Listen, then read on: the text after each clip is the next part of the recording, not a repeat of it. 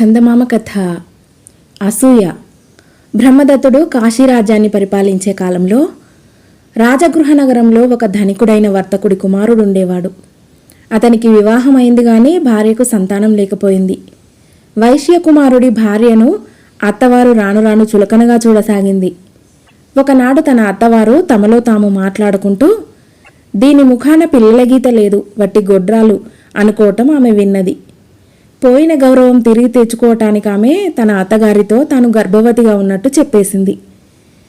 తర్వాత ఆమె తన పరిచారికనడిగి గర్భిణీ స్త్రీల లక్షణాలు తెలుసుకుని వేవిళ్ళు నటిస్తూ తినటానికి పుల్లటి పదార్థాలు, విడ్డూరమైన పదార్థాలు కోరసాగింది. నడుముకు గుడ్డలు చుట్టుకొని కడుపు పెరుగుతున్నట్టు ప్రదర్శించింది. ఇదంతా చూసి అత్తవారు తమ కోడలికి నిజంగా గర్భమేననుకొని ఆనాటి నుంచి ఆమెను చాలా ఆదరాభిమానాలతో చూడనారంభించింది. కొన్ని మాసాలు గడిచాక ఆమె తన భర్తతో, పురుడు పోసుకోవటానికి నన్ను మా పుట్టింటికి పంపండి అన్నది. ఆమె భర్త ఆమెకు ఒక బండి ఏర్పాటు చేసి ఆమె వెంట బోలెడు మంది నౌకర్లను, చాకర్లను ఇచ్చి పంపాడు. ప్రయాణం మధ్య ఒకనాటి ఉదయం ఆమె కాలకృత్యాలు నిర్వర్తించుకునేటందుకు గాను ఒంటరిగా దారి పక్కనే ఉన్న చెట్ల మధ్యకు పోయింది. అప్పుడు ఒక జువ్వి చెట్టు కింద ఆమెకు పొత్తిళ్లలో ఉన్న ఒక అందమైన మగ శిశువు కనిపించాడు. కొద్ది గడియల క్రితమే ఆ దారిగా ఒక బిడారి వెళ్ళింది. ఆ బిడారి వెంట ఉండిన ఒక పేద స్త్రీ ఈ చెట్టు కిందనే ఆ బిడ్డను ప్రసవించి పెంచి పోషించలేని కారణం చేత అక్కడే వదిలి ముందుకు సాగిపోయింది. ఆ శిశువే బోధిసత్వుడు.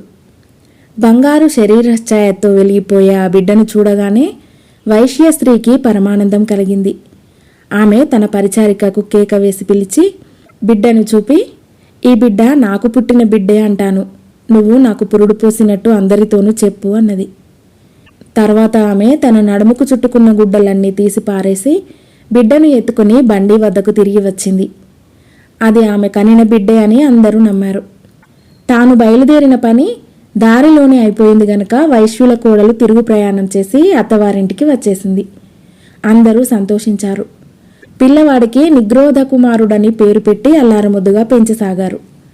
నిగ్రోధ కుమారుడు పుట్టినరోజునే రాజగృహ నగరంలో మరొక వర్తకుడికి శాఖా కుమారుడనేవాడు, ఒక దర్జీవాడికి పోత్రికుడనే పిల్లవాడు కలిగాడు.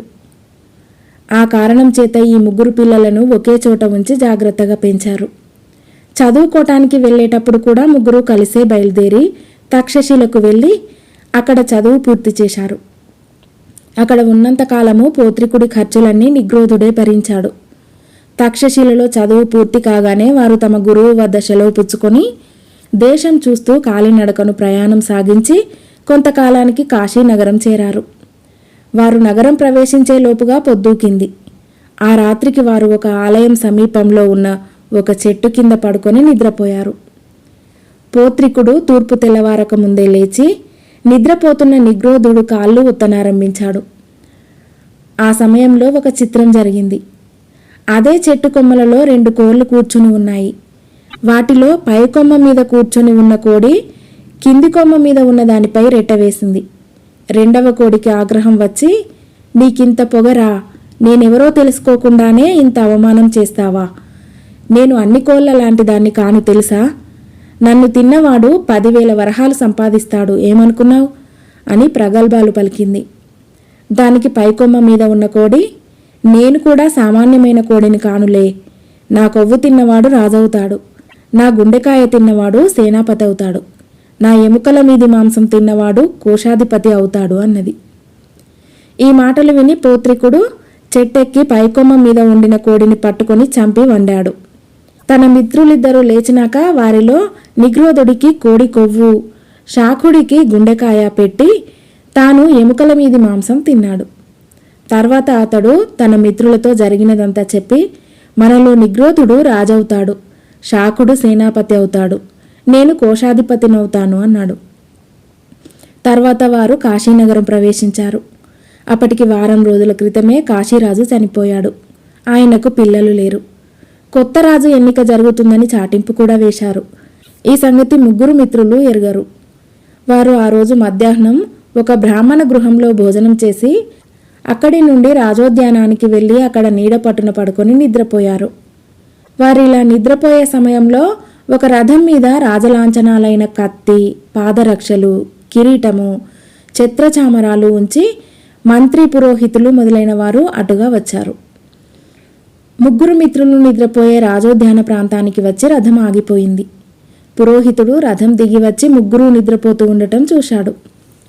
ఆయన వారి అరికాళ్ళు పరీక్షించి వారి ముగ్గురిలోనూ ఒకడికి మాత్రమే అరికాలిలో చక్రం ఉండటం గమనించి అతనే రాజు అని నిర్ణయించాడు. పురోహితుడి చేత రాజుగా నిర్ణయించబడిన వాడు నిగ్రోధుడు. ఈ విధంగా నిర్ణయించిన వాడై పురోహితుడు బాజా భజంత్రీలను, మంగళవాద్యాలు చేయమని ఉత్తర్విచ్చాడు. ఆ చప్పుడుకు ముగ్గురు మిత్రులు లేచి కూర్చున్నారు. వారికి చుట్టూ ఉన్న జన సమూహం కనిపించింది. తాను కాశీనగరానికి రాజుగా ఎన్నికైనట్టు నిగ్రోధుడు తెలుసుకున్నాడు. వెంటనే అతడు శాకుణ్ణి సేనాపతిగా నియమించాడు. ఈ సంఘటన జరిగిన వెంటనే నిగ్రోధుడు శాకుడితో, మనం ఇక్కడ పెద్ద పదవులు సంపాదించాము కనుక మన తల్లిదండ్రులు ఇక్కడికి వస్తే మనతో పాటు సుఖంగా ఉండవచ్చు. నువ్వు వెళ్ళి ముగ్గురు తల్లిదండ్రులను తీసుకువస్తావా అని అడిగాడు. ఇటువంటి పనికి నేనా వెళ్ళటం?